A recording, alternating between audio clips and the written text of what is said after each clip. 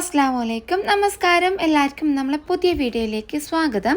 ഇന്നൊരു പ്ലം കേക്കിൻ്റെ റെസിപ്പിയാണ്. ക്രിസ്മസ് എല്ലാം വരാൻ പോകുന്നതല്ലേ, അപ്പോൾ എല്ലാവർക്കും ഇനി ഈസി ആയിട്ട് തന്നെ പ്ലം കേക്കെല്ലാം റെഡിയാക്കിയിട്ട് എടുക്കാം. ഇതുണ്ടാക്കാൻ വേണ്ടിയിട്ട് ഓവനോ ബീറ്ററോ ഒന്നും വേണ്ട, ഇൻസ്റ്റൻ്റ് ആയിട്ട് തന്നെ പെട്ടെന്ന് നമുക്ക് കുറേ ദിവസം സോക്ക് ചെയ്തിട്ടെല്ലാം ഫ്രൂട്ട്സ് വെക്കുമല്ലോ, അപ്പോൾ ആ ഒരു ഫ്രൂട്ട്സ് എല്ലാം സോക്ക് ചെയ്യുന്ന അതേ ടേസ്റ്റിൽ തന്നെ ഇൻസ്റ്റൻ്റായിട്ട് നല്ല അടിപൊളിയായിട്ട് തന്നെ നമുക്ക് പ്ലം കേക്ക് റെഡിയാക്കിയിട്ട് എടുക്കാം.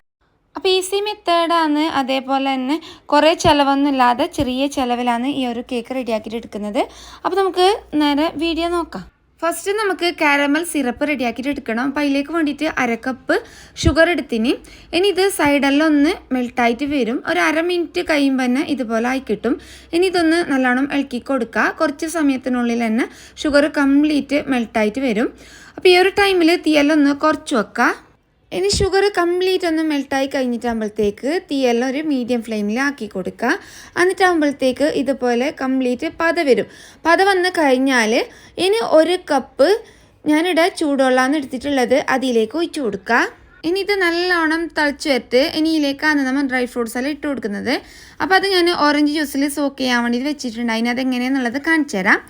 ഞാൻ 2 ഓറഞ്ച് എടുത്തിട്ട് അതിൻ്റെ ജ്യൂസ് മാത്രം പിഴിഞ്ഞെടുത്തിന്. അപ്പോൾ നമുക്ക് 1/2 കപ്പാണ് കിട്ടിയിട്ടുണ്ടായത്. അതിലേക്ക് 1/4 കപ്പ് കറുത്ത മുന്തിരി, 1/4 കപ്പ് ഗോൾഡൻ കളറിലുള്ള മുന്തിരി ഇല്ലേ, ഉണക്കമുന്തിരി, അത്, അതേപോലെ തന്നെ 2 table spoon tutti Frooti, 2 table spoon cherry, പിന്നെ 1/4 കപ്പ് ഈത്തപ്പഴം. അപ്പോൾ ഇത്രയും ഡ്രൈ ഫ്രൂട്ട്സാണ് ഞാൻ എടുത്തിട്ടുണ്ടായത്. അപ്പോൾ അതിലേക്ക് ഇട്ട് കൊടുക്കാം. പിന്നെ നിങ്ങളുടെ കയ്യിലുണ്ടത് എടുക്കാവേ. ഇതിനേക്കാളും അധികം ഡ്രൈ ഫ്രൂട്ട്സ് എല്ലാം നിങ്ങളുടെ കയ്യിലുണ്ടെങ്കിൽ അത് എടുക്കാം. അതല്ലാന്നുണ്ടെങ്കിൽ ഇത്രയൊന്നുമില്ല, ഈത്തപ്പഴം മുന്തിരി മാത്രം ഉണ്ടെങ്കിൽ അത് മാത്രം എടുത്താൽ മതി. അതെല്ലാം നിങ്ങൾക്ക് ടൂട്ടി ഫ്രൂട്ടി ഒന്നും ഇഷ്ടമല്ല എന്നുണ്ടെങ്കിൽ അതൊന്നും ഇട്ട് കൊടുക്കണ്ട. നിങ്ങൾക്ക് ഏതാണോ ഇഷ്ടം അത് ഇട്ട് കൊടുത്താൽ മതി. ടോട്ടൽ ഒരു 1/2 കപ്പിൻ്റെ അടുത്തുണ്ടെങ്കിൽ അത്രയും നല്ലതാണ്. നമ്മൾ കേക്ക് കഴിക്കുമ്പോൾ നമുക്ക് നല്ല ടേസ്റ്റ് ഉണ്ടാവും അതിങ്ങനെ കടിക്കാൻ കിട്ടുമ്പോൾ. പിന്നെ ഒരു കാര്യം, കറുത്ത മുന്തിരി മേങ്ങുമ്പോൾ അതിൽ കുരുവില്ലാത്ത മുന്തിരി തന്നെ കിട്ടുന്നുണ്ടെങ്കിൽ അതാണ് നല്ലത്. ഇനി ഒരു ഡ്രൈ ഫ്രൂട്ട്സ് എല്ലാം ഇതിലേക്ക് ഇട്ട് കൊടുത്തിട്ട് നല്ലോണം ഇളക്കിയിട്ട് ഒന്ന് തിളപ്പിച്ചിട്ട് ഇതുപോലെ ഒന്ന് വറ്റിച്ചെടുക്കുക. അപ്പോൾ ഇതൊരു സൈഡിലേക്ക് മാറ്റി വെക്കുക. ഇനി ഞാനിവിടെ 2 മുട്ടയാണ് എടുത്തിട്ടുണ്ടായത്. മിക്സിൻ്റെ ഒരു ജാറിലേക്ക് ഇട്ട് കൊടുക്കുന്നുണ്ട്. മിക്സിൻ്റെ ജാറിൽ വെള്ളമൊന്നും ഇല്ലാതെ നല്ല ക്ലീൻ ആയിട്ടുള്ള മിക്സി തന്നെ എടുക്കാൻ വേണ്ടിയിട്ട് നോക്കാം. ഇനി നമുക്ക് എന്താക്കണം അറിയോ, 1 മിനിറ്റോളം ഒന്ന് അടിച്ചെടുക്കുക. ഹൈ സ്പീഡിൽ തന്നെ ഇട്ടിട്ട് ഒന്ന് നല്ലോണം അടിച്ചെടുത്താൽ മതി.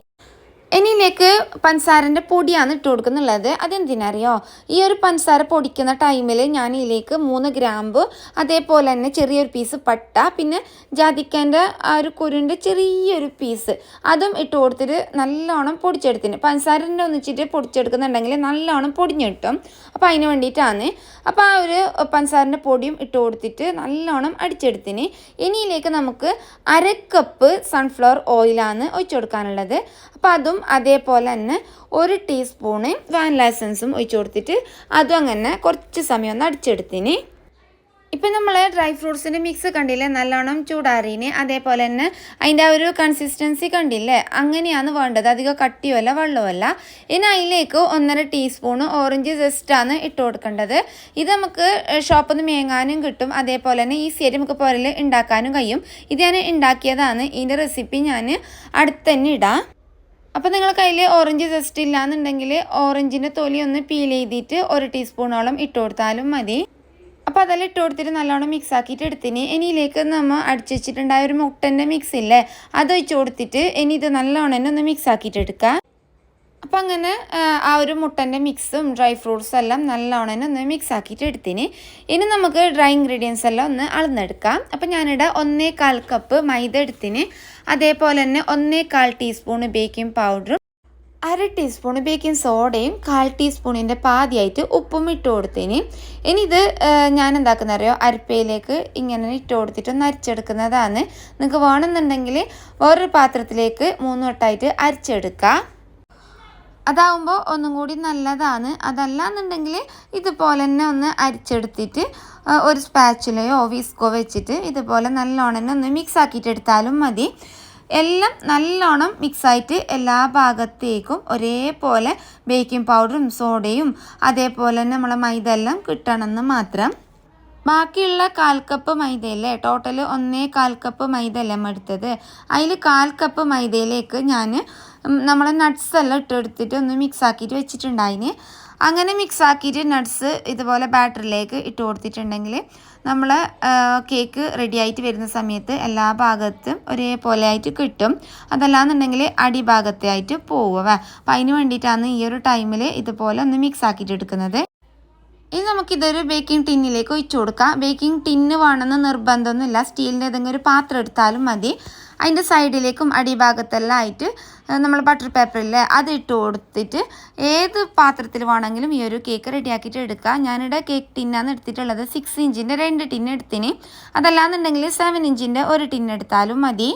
അപ്പോൾ നിങ്ങൾ ഈ ഒരു കേക്കിന് ഓവൺ ഇല്ലാതെയാണ് റെഡിയാക്കിയിട്ട് എടുക്കണം എന്നുണ്ടെങ്കിൽ ഒരു നല്ല കട്ടിയുള്ള ഒരു പാത്രം വെക്കുക. അലുമിനിയത്തിൻ്റെയോ അതല്ലാന്നുണ്ടെങ്കിൽ നോൺ സ്റ്റിക്കിൻ്റെ പഴയ ഏതെങ്കിലും പാത്രം ഉണ്ടെങ്കിൽ അത് എടുക്കുക. അത് 10 മിനിറ്റ് മുന്നേ ചൂടാക്കാൻ വെക്കുക. എന്നിട്ടായിട്ട് ആ ഒരു ചട്ടീൻ്റെ ഉള്ളിലേക്ക് ഒരു റിങ്ങോ അതല്ലാന്നുണ്ടെങ്കിൽ എന്തെങ്കിലും ടിഫിൻ ബോക്സിന് മൂടിയോ എന്തെങ്കിലും ഒന്നുണ്ടെങ്കിൽ അതിൻ്റെ മേലെ വെച്ച് കൊടുക്കുക. അത് നിർബന്ധമാണ്, എന്തായാലും ഒന്ന് വെച്ച് കൊടുക്കണം.